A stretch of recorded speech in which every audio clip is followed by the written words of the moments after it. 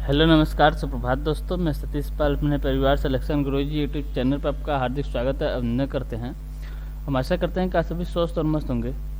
तो चलिए हम रोज की तरह आज भी जीएस के 20 क्वेश्चन का आपके सामने लेकर आए हुए हैं, जो कि आपके जो आगामी पेपर एसएससी जीडी, जिसकी डेट भी क्लियर है कि फरवरी से मार्च के बीच में आपके एसएससी जीडी का पेपर हो जाएगा। तो उसके लिए सिलेक्शन गुरुजी परिवार की तरफ से आप सब के लिए एसएससी जीडी के लिए एक प्रैक्टिस बैच चलाया गया है, जिसमें अगर हम क्लासेस की बात करें तो क्लासेज आपको दिया गया कि सुबह 6 बजे जीके एंड जीएस जीके या जीएस का क्लास हम कराते हैं सुबह 6 बजे। और इसके जस्ट बाद रीजनिंग की क्लास की बात करें सुबह 7 बजे कौन कराते हैं, आपके योगेश सर कराते हैं। और सुबह 8 बजे की बात करें तो दीपक सर द्वारा आपके सामने मैथ का जो आपका प्रैक्टिस सेट कराया जाता है। और इसके जस्ट बाद यानी सुबह 9 बजे आपके सामने हिंदी की बैच, हिंदी की क्लास कौन लेकर आते हैं, आपके जयशंकर सर, ठीक है। और अगर हम इंग्लिश की बात करें, जिसे हिंदी नहीं पसंद है, इंग्लिश चॉइस करना चाहता है, तो इंग्लिश की क्लास भी शाम को 7 बजे भरत सर द्वारा कराया जाता है। तो वहाँ से अपने इंग्लिश की क्लास को कवर कर सकता है। अब बात रही मैथ के chapter wise, math chapter wise के क्लास के लिए, तो इसकी भी जल्दी क्लास आपके सामने देखने को मिलेंगी। और जब भी आपके सामने लेकर आया जाएगा, उसके कुछ दिन पहले आपको बता दिया जाएगा कि कब से ये क्लास आने वाली है, ठीक है। इसकी भी तैयारी जोरों शोरों से चल रही है, ठीक है। तो चलिए आज के अपने हम प्रैक्टिस सेट के जीडी के लिए विशेष प्रैक्टिस सेट चलाया गया। तो इस प्रैक्टिस सेट के आज के प्रैक्टिस सेट के पहले क्वेश्चन देखते हैं। और आज का हमारा पहला क्वेश्चन दिया कि भारत पाकिस्तान के मध्य सिंधु जल समझौता कब हुआ था। किसके बीच बात कर रहा है, भारत और पाकिस्तान के मध्य सिंधु जल समझौता कब हुआ था। ऑप्शन दिया 1965, ऑप्शन भी दिया 1960, ऑप्शन सी दिया आपको 1970 और ऑप्शन डी दिया 1955। तो भारत पाकिस्तान के मध्य सिंधु जल समझौता अगर पूछे कब हुआ था, ये हुआ था 1960 में। कब? 1960 में हुआ था, ठीक है। यानी ऑप्शन बी हमारा जो है ये सही आंसर होता है। अगर पूछे सिंधु जल समझौता था ये क्या था, कितने नदियों के ऊपर बात की गई थी इसमें अगर हम बात करें तो सिंधु नदी थी और इनकी सहायक नदियाँ थी। टोटल आपकी 6 नदियों पर बात की गई थी। कौन कौन सी नदी थी यहाँ देख लेते हैं। एक तो होगी आपकी सिंधु नदी, फिर थी आपकी झेलम नदी, ठीक। इसके बाद है आपका चिनाब नदी, फिर आपका रावी नदी, इसके बाद है आपकी ब्यास नदी और है आपकी सतलज नदी। ये 6 नदियों के बारे में बात की गई थी, जिसमें आपकी सिंधु नदी, झेलम नदी और चिनाब नदी, इन 3 नदियों की अगर हम बात करें, इन 3 नदियों के बारे में बात हुआ था कि ये सिंधु, झेलम और चिनाब, इन 3 नदियों का 80% जो जल जो है ये कौन यूज करेगा, ये आपके पाकिस्तान यूज करेगा। कौन? पाकिस्तान। 80% जल पाकिस्तान और 20% जल आपका भारत, ठीक है। 20% आपका इंडिया करेगा। कौन कौन सी नदी? सिंधु, झेलम और चिनाब। और बाकी 3 नदियाँ कौन कौन सी हैं? रावी, ब्यास और सतलज। इनका अगर पूछे, इनका 80% जल जो है आपके भारत यानी इंडिया यूज करेगा, और 20% जल जो है आपका कौन यूज करेगा? पाकिस्तान, ठीक है। ऊपर की 3 नदियाँ सिंधु, झेलम, चिनाब की 20% भारत और 80% पाकिस्तान। और नीचे की 3 नदियों की बात कर, रावी, ब्यास और सतलज की, तो 80% भारत और 20% पाकिस्तान यूज करेगा, ठीक है। अगर पूछे भारत और पाकिस्तान के मध्य सिंधु जल समझौता जो किसने कराया था, तो कराया था आपका विश्व बैंक ने कराया था। कौन कराया था? विश्व बैंक ने यह जल समझौता कराया था। कब कराया था? 1960 में, ठीक है।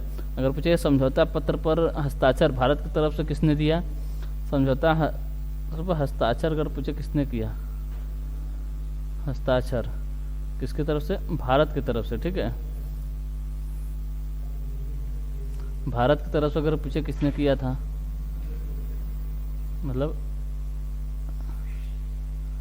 इंडिया की तरफ से और पाकिस्तान की तरफ से।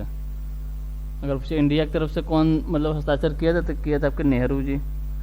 किसने किया था? पंडित जवाहरलाल नेहरू ने किए थे, क्योंकि उसमें भारत के प्रधानमंत्री थे, ठीक।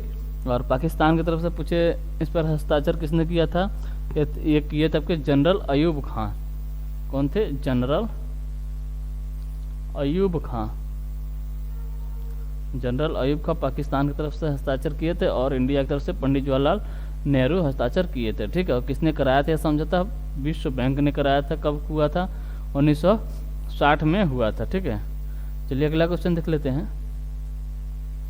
अगला क्वेश्चन दिया, ड्रोन महोत्सव निम्न में से किस केंद्र शासित प्रदेश में मनाया जाता है? ऑप्शन दिया आपको अंडमान निकोबार, ऑप्शन बी दिया चंडीगढ़, ऑप्शन सी दिया दिल्ली और ऑप्शन डी दिया आपका लद्दाख। तो ड्रोन महोत्सव की बात कर रहे हैं ना, ड्रोन महोत्सव किस केंद्र शासित प्रदेश में मनाया जाता है? तो मनाया जाता है कहाँ पर? दिल्ली में। कहाँ पर? दिल्ली में अब मनाया जाता है। यानी ऑप्शन सी हमारा जो है ये सही आंसर होता है। इसके साथ एक पूछे अगर दिल्ली में और कौन से उत्सव मनाए जाते हैं?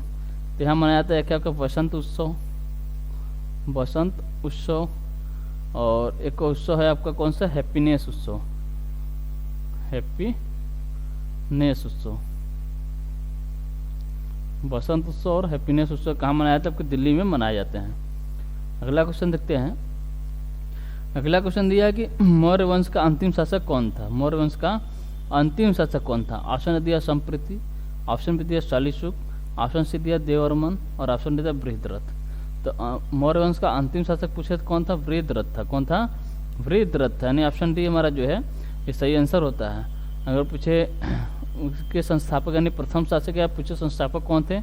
ये थे आपके चंद्रगुप्त मौर्य थे। चंद्रगुप्त मौर्य थे। मौर्य वंश का प्रथम शासक या संस्थापक कौन था? चंद्रगुप्त मौर्य थे। इनके बाद कौन बना? तो इनके बाद हुआ आपका बिंदुसार, बिंदुसार। इसके बाद बने थे आपके अशोक, अशोक के बाद कौन बने? तो बने आपके कुणाल, कुणाल के बाद बने आपके संप्रति, संप्रति। फिर बने थे आपके शालीशुक, शालीशुक, शालीशुक के बाद कौन थे? देववर्मन थे, देववर्मन थे। देववर्मन के बाद कौन हुए? बृहद्रथ हुए, बृहद्रथ। ठीक, ये आपके मौर्य वंश के टोटल आपके शासकों के नाम है। पहला चंद्रगुप्त मौर्य, दूसरा बिंदुसार, तीसरा अशोक, चौथा कुणाल, पांचवा संप्रति, छठवां शालीशुक, सातवां देववर्मन और आठवां बृहद्रथ। यानी अंतिम पूछे कौन? बृहद्रथ। प्रथम पूछे कौन? चंद्रगुप्त मौर्य थे। अगला क्वेश्चन देखते हैं। अगला क्वेश्चन दिया, मौलिक अधिकारों की सूची में से संपत्ति का अधिकार किसके शासनकाल में निकाल दिया गया था? मतलब उसमें प्रधानमंत्री कौन थे? ऑप्शन दिया मोरारजी देसाई, ऑप्शन भी दिया इंदिरा गांधी, ऑप्शन सी दिया आपका चौधरी चरण सिंह और ऑप्शन डी दिया आपका राजीव गांधी। तो मौलिक अधिकार की सूची में से किसका? संपत्ति का अधिकार। अगर भाई संपत्ति का अधिकार किस संविधान संशोधन के तहत निकाला गया था? 44वें संविधान संशोधन के तहत। इसे क्या बना दिया? कानूनी अधिकार बना दिया गया है। कब हुआ था? 1978 में। 44वें संविधान संशोधन 1978 में। ठीक है, इसे किस में रखा गया? तो अनुच्छेद 300 क में, अनुच्छेद 300 क के तहत इसे कानूनी अधिकार बना दिया गया था, कानूनी अधिकार बना दिया गया था। ठीक है, और उसमें प्रधानमंत्री कौन थे? तो उसमें प्रधानमंत्री थे आपके मोरारजी देसाई थे। कौन थे? मोरारजी देसाई। यानी ऑप्शन ए हमारा जो है ये सही आंसर होता है। अगला क्वेश्चन दिया आपका अलकनंदा, क्या दिया है?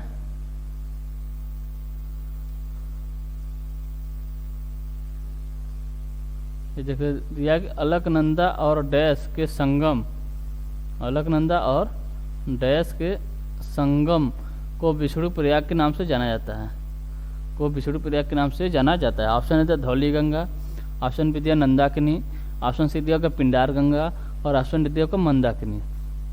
तो पूछा अलकनंदा और किसके संगम को विष्णु प्रयाग के नाम से जाना जाता है? तो जाना जाता है किसके प्रयाग को? ये जाना जाता है आपके धौली गंगा के। ठीक है, अलकनंदा और धौली गंगा के संगम को किस नाम से जाना जाता है? विष्णु प्रयाग के नाम से जाना जाता है। ठीक, यानी ऑप्शन ए हमारा जो है ये सही आंसर होता है। अगर हम इनके उद्गम स्थल की बात करें, गंगा नदी के उद्गम स्थल की बात करें, तो गंगा नदी की जो मेन धारा है वो है आपकी अलकनंदा। कौन है? अलकनंदा है। ठीक है, जो कि आपके कहाँ से निकलती हैं? आपके संतोपंथ ग्लेशियर से निकलती हैं। कहाँ से? संतोपंथ ग्लेशियर से निकलती हैं। ठीक, अगर हम यहाँ पर फिगर की बात करें, जैसे ये हो गया आपका संतोपंथ ग्लेशियर, क्या हो गया? संतोपंथ ग्लेशियर। ये आपके अगर मान लीजिए अलकनंदा नदी है, यहाँ क्या है? संतोपंथ ग्लेशियर, ग्लेशियर, ठीक है, संतोपंत ग्लेशियर। कहाँ कौन सी नदी निकल रही है? अलकनंदा। फिर यहाँ पर एक नदी यहाँ पर आके मिलती है, कौन सी नदी है? ये आपकी धौली गंगा। कौन सी नदी है? धौली गंगा, ठीक है, धौली गंगा। धौली गंगा कहाँ मिलती है? यहाँ पर आकर मिलती है। धौली गंगा किस हिमनद से निकली है? ये निकली है आपकी माना हिमनद से। कहाँ से? माना हिमनद से। माना हिमनद से आपकी धौली गंगा निकली है। और कौन सा प्रयाग का निर्माण करती है? विष्णु प्रयाग का निर्माण करती है। किस प्रयाग का? विष्णु प्रयाग का। फिर इसके जस्ट नीचे आपकी एक नदी मिलती है आकर नंदाकिनी। कौन सी नदी है? नंदाकिनी नदी।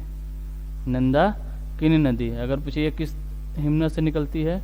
ये निकलती है आपकी त्रिशूल हिमनद से। किस हिमनद से? त्रिशूल हिमनद से। त्रिशूल हिमनद से कौन सी नदी निकलती है? नंदाकिनी नदी निकलती है, ठीक है। और इसी के जस्ट नीचे निकलती है आपकी एक मतलब नदी आकर मिलती है अलकनंदा से। कौन सी? पिंडार गंगा। ये आपकी पिंडार गंगा नदी है, पिंडार गंगा नदी है, ठीक है। अब ये किस हिमनद से निकलती है? तो कि पिंडार ग्लेशियर से निकलती है। पिंडार ग्लेशियर से निकलती है, पिंडार ग्लेशियर से निकलती है, ठीक है। और जस्ट इसी के बाद इधर से आती है आपकी एक मंदाकिनी नदी। कहाँ पर? यहाँ पर। कौन सी नदी है आपकी? मंदाकिनी। मंदाकिनी नदी है, ठीक है, मंदाकिनी नदी है। अगर पूछे ये किस ग्लेशियर से निकलती है? तो आपकी चोराबारी ग्लेशियर से निकलती है। चोराबारी ग्लेशियर निकलती है। और ठीक इसी इधर से निकलती है आपकी एक आकर नदी मिलती है यहाँ पर। कौन सी नदी है आपकी? भागीरथी नदी है। कौन सी नदी है? भागीरथी नदी है। कहाँ से निकलती है? ये किस ग्लेशियर निकलती है? तो आपकी गंगोत्री ग्लेशियर निकलती है। कहाँ से? गंगोत्री ग्लेशियर से निकलती है, ठीक है। और हम अगर बात करें अगर हम बात करें प्रयाग की, तो यहाँ से निकल रही है आपकी कौन सी नदी है? धौली गंगा। किसमें मिल रही है? अलकनंदा में। तो यहाँ कौन सा प्रयाग हो जाएगा? यहाँ हो जाएगा आपका विष्णु प्रयाग। कौन सा प्रयाग है? विष्णु प्रयाग है, विष्णु प्रयाग। यहाँ पर विष्णु प्रयाग बनता है। और अलकनंदा में जब नंदाकिनी नदी मिलती है तो यहाँ बनता है आपका नंद प्रयाग, नंद प्रयाग, ठीक है। और जब अलकनंदा में की पिंडार नदी, पिंडार गंगा नदी मिलती है तो यहाँ बनता है आपका कर्ण प्रयाग। कौन सा प्रयाग है? कर्ण प्रयाग, ठीक। और इधर से आ रही है आपकी मंदाकिनी नदी। और मंदाकिनी जहाँ पर मिलती है वहाँ बनता है आपका रुद्र प्रयाग, रुद्र प्रयाग। और जहाँ भागीरथी नदी मतलब मिलती है यहाँ पर, यहाँ बनता है आपका देव प्रयाग, देव प्रयाग। ये टोटल आपके 5 प्रयाग हो गए, 5 प्रयाग हो गए, ठीक है। अगर हम पूछे केदारनाथ धाम कहाँ स्थित है? तो चोराबारी ग्लेशियर और संतोपंत ग्लेशियर यानी मंदाकिनी और अलकनंदा नदी के बीच में यहाँ पर आपका केदारनाथ धाम स्थित है। कहाँ पर? केदारनाथ धाम स्थित है, केदारनाथ धाम स्थित है, ठीक है। और ये रही आपकी गंगोत्री, जो कि आपकी कौन सी नदी पे है? भागीरथी नदी कहाँ से निकलती है? गंगोत्री नदी से निकलती है, ठीक। और यहीं पे एक नदी यहाँ से निकलती है आपकी भील गंगा नदी। ये आकर मिल जाती है कुछ यहाँ पर, ठीक। ये आपकी भील गंगा नदी कौन सी नदी है? भील गंगा, भील गंगा, ठीक है। किससे मिलती है? आपकी भागीरथी नदी से मिलती है। और यहाँ पे कौन सा प्रयाग बनता है? तो यहाँ पे बनता है आपको गोविंद प्रयाग। कौन सा प्रयाग है? गोविंद प्रयाग, गोविंद प्रयाग, ठीक है। गोविंद प्रयाग कहाँ मिलता है? कहाँ कौन कौन सी नदी से मिलने में? भील गंगा और भागीरथी नदी के मिलने पे कौन सा प्रयाग बनता है? गोविंद प्रयाग, ठीक है। और यहीं पे गोविंद प्रयाग जहाँ है वहीं पर आपका टिहरी बांध है। किस नदी पर है? आपके भागीरथी नदी पर है, टिहरी बांध है। कहाँ पर है? यहीं पर है टिहरी बांध। किस नदी पर है? आपके भागीरथी नदी पर स्थित है, ठीक। और जब फिर से एक बार देख लेते हैं तो यहाँ से क्वेश्चन बन जाता है कि मतलब हो गया, पहला क्वेश्चन हो गया कि अलकनंदा और धौली गंगा के जहाँ पर मतलब धौली गंगा नदियाँ जहाँ मिलती हैं यानी इसके संगम स्थान को किस नाम से जाना जाता है? तो विष्णु प्रयाग के नाम से जाना जाता है। अगर पूछे अलकनंदा और नंदाकिनी के मतलब अलकनंदा और नंदाकिनी नदी के संगम को किस प्रयाग के नाम से जाना जाता है? तो यहाँ हो जाता है नंद प्रयाग। अलकनंदा और कर्ण प्रयाग के संगम को कर्ण प्रयाग।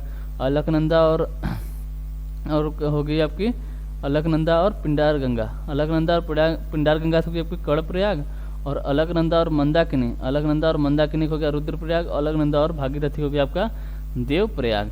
और देवप्रयाग के बाद इसकी इस नदी का क्या नाम बढ़ जाता है, इसका नाम हो जाता है आपका गंगा। ठीक है, इसके पहले क्या नाम था, ये सब नदियाँ किस में मिल रही थी, आपकी अलकनंदा में मिल रही थी। किस में मिल रही थी, अलकनंदा में। यहाँ तक आपकी अलकनंदा थी, ये रही आपकी अलकनंदा। ये कौन सी नदी रही आपकी, ये थी आपकी अलकनंदा नदी थी। ये टोटल अलकनंदा नदी थी, लेकिन यहाँ से आगे जाके ये आपकी गंगा में बदल जाती है। ठीक है, और बात किया था हमने कल, गंगा नदी की लंबाई कितनी है, 2525 किलोमीटर है। गंगा नदी मैदानी भागों में कहाँ से प्रवेश करती है, तब कि हरिद्वार से गंगा नदी मैदानी भागों में प्रवेश करती है। उत्तर प्रदेश में गंगा नदी किस जिले से प्रवेश करती है, तो बिजनौर जिले से प्रवेश करती है। किस जिले से बाहर उत्तर प्रदेश के बाहर निकलती है, तो बलिया से बाहर निकलती है। उत्तर प्रदेश के कितने जिलों में बहती है, तो 28 जिलों में बहती है। कितने जिलों में, 28 जिलों में बहती है। ठीक, चलिए अगला क्वेश्चन देख लेते हैं। और आपको अगर सेशन आपको अच्छा लग रहा हो तो लाइक और सब्सक्राइब जरूर करिएगा, और कमेंट बॉक्स में जरूर बताइए। अगर कुछ प्रॉब्लम हो रही है आपको तो उसे भी कमेंट में और जरूर बताइए। ठीक है, अगर सेशन आपको अच्छा लग रहा हो तो लाइक जरूर करिएगा। चलिए अगला क्वेश्चन देख रहे हैं। अगला क्वेश्चन दिया कि निम्नलिखित में से कौन सा भौतिक मात्रा और माप की इकाई की गलत जोड़ी है। ऑप्शन दिया ऊर्जा जूल, ऑप्शन बी दिया आपका आवृत्ति हर्ट्ज, ऑप्शन सी दिया दाब न्यूटन, और ऑप्शन दिया शक्ति वाट। तो ऊर्जा का मात्रक जूल, आवृत्ति का मात्रक हर्ट्ज होता है, लेकिन दाब का मात्रक क्या होता है, पास्कल होता है, न कि न्यूटन। यानी ऑप्शन सी हमारा जो है ये सही आंसर होता है। शक्ति की मात्रक पूछे तो क्या होता है, वाट होता है। ठीक, अगला क्वेश्चन देखते हैं। अगला क्वेश्चन दिया कि बेतला राष्ट्रीय उद्यान निम्न में से किस राज्य में स्थित है। बेतला राष्ट्रीय उद्यान निम्न में से किस राज्य में स्थित है। ऑप्शन दिया आंध्र प्रदेश, ऑप्शन बी दिया झारखंड, ऑप्शन सी दिया आपका छत्तीसगढ़, और ऑप्शन डी दिया आपको गुजरात। तो बेतला राष्ट्रीय उद्यान की बात करें किस राज्य में स्थित है, आपके झारखंड में स्थित है। कहाँ पर, झारखंड में स्थित है। यानी ऑप्शन बी हमारा जो है ये सही आंसर होता है। अगला क्वेश्चन दिया सर्वोच्च न्यायालय ने निजता के अधिकार को संविधान के किस मूलभूत अधिकार के अधीन रखा है। निजता के अधिकार को, किसके अधिकार को, निजता के अधिकार को पूछे किसके अधीन रखा है, तो ये रखा है अनुच्छेद 21 के अधीन रखा है। यानी ऑप्शन डी हमारा जो है ये सही आंसर होता है। अगला क्वेश्चन देख लेते हैं। अगला क्वेश्चन दिया रामगंगा नदी उत्तर प्रदेश के किस जिले में गंगा नदी से मिल जाती है। ये गंगा नदी की सहायक नदी है। गंगा नदी से मिल रही है, यानी गंगा नदी की सहायक नदी है। ठीक है, तो रामगंगा नदी की बात कर रहा था। रामगंगा नदी की बात करें कहाँ से निकलती है, तो निकलती है आपके उत्तराखंड के नैनीताल से। कहाँ से, उत्तराखंड के नैनीताल से निकलती है। कौन सी नदी है, रामगंगा नदी है, नैनीताल से निकलती है, रामगंगा नदी है। ठीक है, तो अगर पूछे रामगंगा नदी के किनारे कौन कौन से शहर स्थित है उत्तर प्रदेश के, एक है आपका मुरादाबाद, कौन सा है, मुरादाबाद है, बरेली है और बदायूं है। ये सब आपके किसके किनारे हैं, रामगंगा नदी किनारे स्थित है। ठीक है, और यह भारत में किस किस जिले में गंगा नदी से मिलती है, तो कन्नौज जिले में आपके गंगा नदी से मिल जाती है। किस जिले में, कन्नौज में गंगा नदी से मिल जाती है। यानी ऑप्शन डी हमारा जो है ये सही आंसर होता है। कन्नौज जिले की एक विशेषता बताते, इसे भारत की इत्र नगरी के नाम से भी जाना जाता है। किसके नाम से जाना जाता है, भारत के इत्र नगरी के नाम से जाना जाता है। अगला क्वेश्चन दिया कि पुष्यमित्र शुंग ने मौर्य शासन डैश की हत्या, मौर्य शासक हो जाएगा, यहाँ पर क्या हो जाएगा, शासक, मौर्य शासक डैश की हत्या कर शुंग वंश की स्थापना की। मतलब पुष्यमित्र शुंग ने मौर्य कौन मौर्य शासक था जिसकी हत्या करके किसकी स्थापना की थी, किस वंश की, तो शुंग वंश की स्थापना की थी। ऑप्शन ए दिया आपका बृहद्रथ, ऑप्शन बी दिया आपका देववर्मन, ऑप्शन सी दिया आपका कुणाल, और ऑप्शन डी दिया आपका शालीशुक। तो किसकी हत्या की थी, इन्होंने की थी बृहद्रथ की, जो कि मौर्य वंश का अंतिम शासक था। कौन था मौर्य वंश का अंतिम शासक, तो था आपका बृहद्रथ था। ठीक है, तो इसी की हत्या किसने किया, पुष्यमित्र शुंग ने किया। किसने किया, पुष्यमित्र शुंग ने किया, और इसकी हत्या करके किस वंश की नींव रखता है, शुंग वंश की नींव रखता है, यानी शुंग वंश की स्थापना करता है। यानी ऑप्शन ए हमारा जो है ये सही आंसर होता है। ठीक है, अगर हम किसकी बात करें, शुंग वंश की यहाँ बात कर लेते हैं। किसकी, शुंग वंश की बात कर रहे हैं। इसका संस्थापक कौन हो गया? पुष्यमित्र शुंग हो गया। कौन हो गया? पुष्यमित्र शुंग। शुंग वंश का संस्थापक पुष्यमित्र शुंग हो गया। ठीक है, शुंग वंश की बात करें, शुंग वंश कब से कब तक रहा था? तो शुंग वंश का कार्यकाल कब से कब तक था? तो 185 बीसी से 73 बीसी तक कौन सा वंश था? ये था आपका शुंग वंश था। कौन था? शुंग वंश था।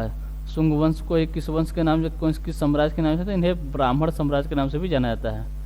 कुछ ब्राह्मण साम्राज्य के नाम से किसे जाना जाता है? तो फिर शुंग वंश को जाना जाता है। ठीक है, इसकी राजधानी क्या थी? तो इसकी राजधानी थी आपकी विदिशा। राजधानी पूछे क्या थी? यह थी आपकी विदिशा। कहाँ पर है? आपके मध्य प्रदेश में है।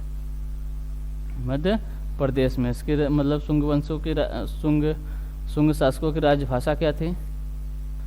राजभाषा क्या थी? तो राजभाषा थी इनकी संस्कृत। क्या थी? इनकी भाषा क्या थी? संस्कृत इनकी भाषा थी। ठीक है, और जो आपके पुष्यमित्र सिंह था, इसने क्या किया था? इसने अशोक के 84,000 कितने? 84,000 स्तूपों को तोड़वाया था। 84,000 स्तूपों को किसने तोड़वाया था? पुष्यमित्र सिंह। ये किसके स्तूप थे? अशोक के स्तूप थे। किसके थे? अशोक के स्तूप थे। ठीक, और इन्होंने एक स्तूप बनवाया था। किसने? पुष्यमित्र सिंह ने ही 84,000 अशोक के स्तूप तोड़वाया, और एक खुद मतलब स्तूप बनवाया था। कौन सा स्तूप था? भरहुत का स्तूप था। कौन सा स्तूप था? भरहुत का स्तूप था। भरहुत का स्तूप अगर पूछे किसने बनवाया था, तो बनवाया था पुष्यमित्र शुंग ने बनवाया था। किसे बनवाया था? पुष्यमित्र शुंग ने बनवाया था। ठीक है, पुष्यमित्र शुंग ने बनवाया था। ठीक, और शुंग वंश की बात करें, शुंग वंश को वैदिक पुनर्जागरण का काल भी कहा गया है। क्या कहा गया है? वैदिक पुनर्जागरण का काल। वैदिक पुनर्जागरण का काल अगर पूछे किसके काल को कहा गया था? शुंग वंश के काल को वैदिक पुनर्जागरण का काल कहा गया है। ठीक है, तो क्वेश्चन क्या था? पुष्यमित्र सिंह ने मौर्य शासक बृहदत्त की हत्या कर शुंग वंश की स्थापना की। और पुष्यमित्र सिंह कौन था? तो बृहदत्त का सेनापति ही था। कौन था? बृहदत्त का सेनापति ही था। ठीक, अगला क्वेश्चन देख लेते हैं। अगला क्वेश्चन दिया, अनुसूचित जाति तथा अनुसूचित जनजाति को किस अनुच्छेद के अंतर्गत मूल सामाजिक, आर्थिक, राजनीतिक तथा सांस्कृतिक अधिकार दिए गए हैं? ऑप्शन है दिया अनुच्छेद 20, ऑप्शन बी दिया आपका अनुच्छेद 19, ऑप्शन सी दिया आपका अनुच्छेद 18 और ऑप्शन डी दिया अनुच्छेद 17। तो अनुसूचित जाति यानी SC और ST की बात कर रहे हैं, को किस अनुच्छेद के अंतर्गत मूल सामाजिक, आर्थिक, राजनीतिक तथा सांस्कृतिक अधिकार दिए गए हैं? दे दिए गए अनुच्छेद 17, जिसमें किसकी बात की गई है? अस्पृश्यता का अंत। किसकी? अस्पृश्यता का अंत, यानी छुआछूत का अंत की बात की गई। किसमें? अनुच्छेद 17 में, यानी ऑप्शन डी हमारा जो है ये सही आंसर होता है। अगला क्वेश्चन देख लेते हैं। अगला क्वेश्चन दिया, भारत का सबसे बड़ा वनस्पति संग्रहालय कहाँ स्थित है? भारत का सबसे बड़ा वनस्पति संग्रहालय पूछे कहाँ स्थित है? ऑप्शन दिया कोलकाता, ऑप्शन बी दिया लखनऊ, ऑप्शन सी दिया मुंबई और ऑप्शन डी दिया कोयम्बटूर। तो भारत का सबसे बड़ा वनस्पति अगर पूछे संग्रहालय कहाँ स्थित है? आपके कोलकाता में स्थित है। कहाँ पर स्थित है? कोलकाता में स्थित है, यानी ऑप्शन ए हमारा जो है सही आंसर होता है। अगला क्वेश्चन देख लेते हैं। अगला क्वेश्चन दिया गोमती नदी, इसकी बात कर रहा है गोमती नदी। गोमती नदी उत्तर प्रदेश के डैश जिला में स्थित फुलहर झील से निकलती है। मतलब फुलहर, क्वेश्चन को पूछने का अर्थ है कि फुलहर झील किस जिले में स्थित है। ठीक है, इसी में आपके दो क्वेश्चन बन जाने, गोमती नदी कहाँ से निकलती है और फिर पूछ रहा है कि फुलहर झील किस जिले में स्थित है। ऑप्शन दिया पीलीभीत, ऑप्शन बी दिया कन्नौज, ऑप्शन सी दिया आपको बलरामपुर और ऑप्शन डी दिया आपको मिर्जापुर। तो गोमती नदी अगर पूछे उत्तर प्रदेश के किस जिले में स्थित फुलहर झील से निकलती है, तो आपके पीलीभीत में। कहाँ पर फुलहर झील कहाँ स्थित है? आपके पीलीभीत में स्थित है, यानी ऑप्शन ए हमारा जो है ये सही आंसर होता है। ठीक है, तो अगर पूछे गोमती नदी कितने जिलों से, मतलब कौन कौन से जिलों से बहती है, तो ये बहती है आपकी लखनऊ, सुल्तानपुर, जौनपुर, लखनऊ, सुल्तानपुर,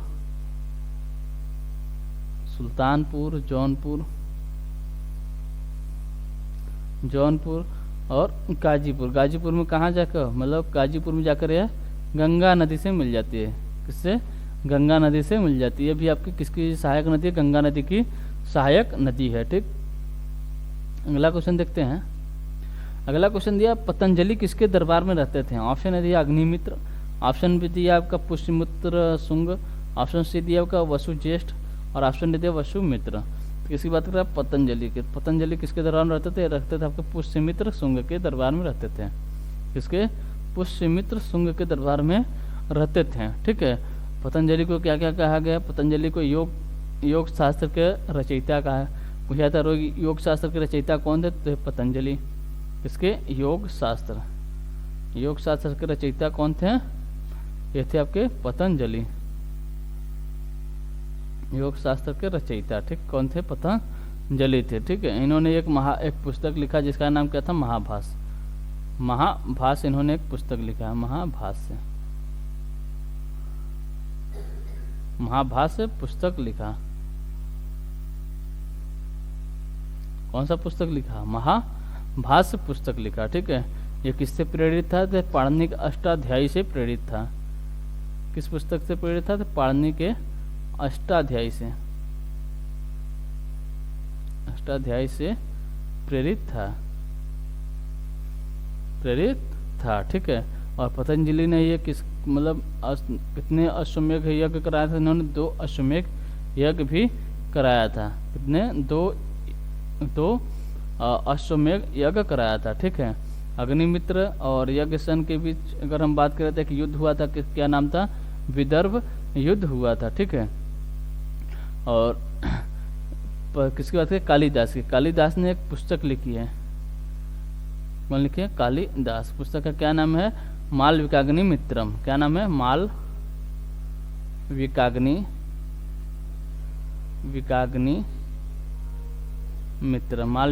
मित्रम के नाम से एक नाटक लिखी है। किसके कहानी पर? मालविकाग्नि मित्रम नाम से एक नाटक लिखी है। इसमें अगर पूछे कहानी किसकी है? इसमें कहानी आपकी एक थी आपकी किसकी? यज्ञसेन की बहन थी, चचेरी बहन थी, जिनका नाम था मालविका। यज्ञसेन की चचेरी बहन कौन थी? मालविका। यज्ञसेन की चचेरी बहन मालविका और किसके? अग्निमित्र। इन दोनों को हो गया था। तो इन्हीं के कहानी पर कालिदास ने एक नाटक लिखा जिसका नाम क्या है? मालविकाग्नि मित्रम है। क्या नाम है? मालविकाग्नि मित्रम। ठीक, अगला क्वेश्चन देखते हैं। अगला क्वेश्चन दिया मुक्तेश्वर मंदिर निम्न से किस राज्य में स्थित है? इसके बाद है मुक्तेश्वर मंदिर। ऑप्शन है दिया आपका गोवा, ऑप्शन भी दिया पश्चिम बंगाल, ऑप्शन सी दिया आपका उड़ीसा और ऑप्शन डी दिया आपका गुजरात। तो मुक्तेश्वर मंदिर का पूछे किस राज्य में स्थित है? तो कहाँ पर? आपके उड़ीसा में स्थित है। उड़ीसा में स्थित है। अगर बात करें उड़ीसा में और कौन कौन से मंदिर हैं, तो यहाँ पर है एक है आपका जगन्नाथ मंदिर। क्या है? जगन्नाथ मंदिर। जगन्नाथ मंदिर कहाँ पर है? ये आपके उड़ीसा में है। यहाँ पर है आपका कोणार्क का सूर्य मंदिर। कोणार्क का सूर्य मंदिर। एक सूर्य मंदिर कहाँ बताए थे? गुजरात में। यहाँ पर है आपका कोणार्क का सूर्य मंदिर। ठीक, कोणार्क का सूर्य मंदिर। एक है यहाँ पर आपका लिंगराज मंदिर। एक है आपका राजरानी मंदिर। ये सब कहाँ है? सब आपके उड़ीसा में स्थित हैं। अगला क्वेश्चन देख लेते हैं।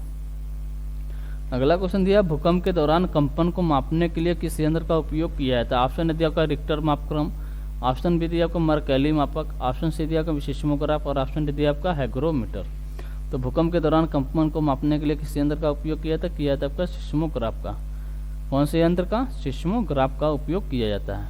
ऑप्शन सी हमारा जो है सही आंसर होता है। अगला क्वेश्चन देखते हैं।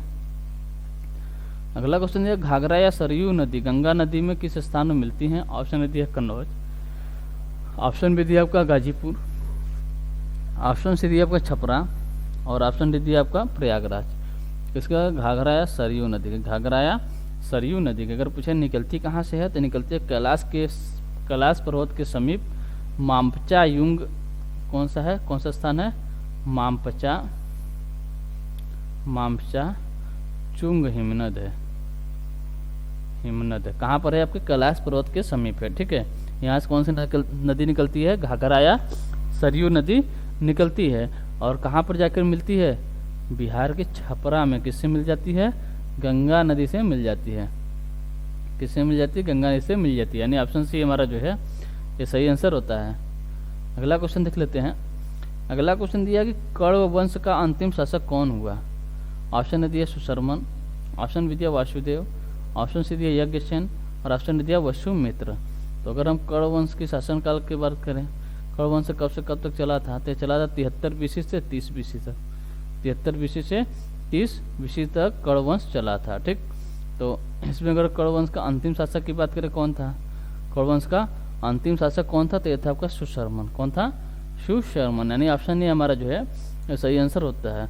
अगर पे कण्व वंश का संस्थापक कौन था, तो था वासुदेव। ये कौन था, संस्थापक था। कण्व वंश का संस्थापक पूछे तो वासुदेव और अंतिम शासक पूछे तो सुशर्मन होगा। ठीक है, कण्व वंश की राजधानी क्या थी, कण्व वंश की राजधानी क्या थी, तो इसकी राजधानी थी आपकी पाटलिपुत्र। पाटलिपुत्र इसकी क्या थी, राजधानी। और इसकी एक और राजधानी थी जिसका नाम क्या था, विदिशा।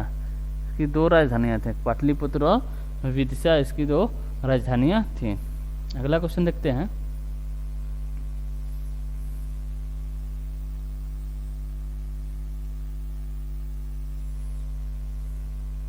अगला क्वेश्चन दिया निम्नलिखित में से कौन सी धातु ऊष्मा की सबसे अच्छी चालक है। ऑप्शन ए दिया आपका सोडियम, ऑप्शन बी दिया आपका गोल्ड, ऑप्शन सी दिया आयरन और ऑप्शन डी दिया सिल्वर। तो किसके बाद ऊष्मा की सबसे अच्छी चालक अगर पूछे कौन सी है, तो ये आपकी सिल्वर है, यानी चांदी, जिसे हम लोग क्या बोलते हैं, सिल्वर। ठीक है, क्या है मतलब इसका क्या नाम है, सिल्वर, यानी चांदी जो आपकी ऊष्मा की सबसे अच्छी चालक है, यानी ऑप्शन डी हमारा जो है ये सही आंसर होता है। तो चलिए आज के लिए सिर्फ इतना रखते हैं, मिलते हैं अगले सेशन में। अगर सेशन आपको अच्छा लग रहा हो तो लाइक और सब्सक्राइब जरूर करिएगा और शेयर करना ना भूलिएगा।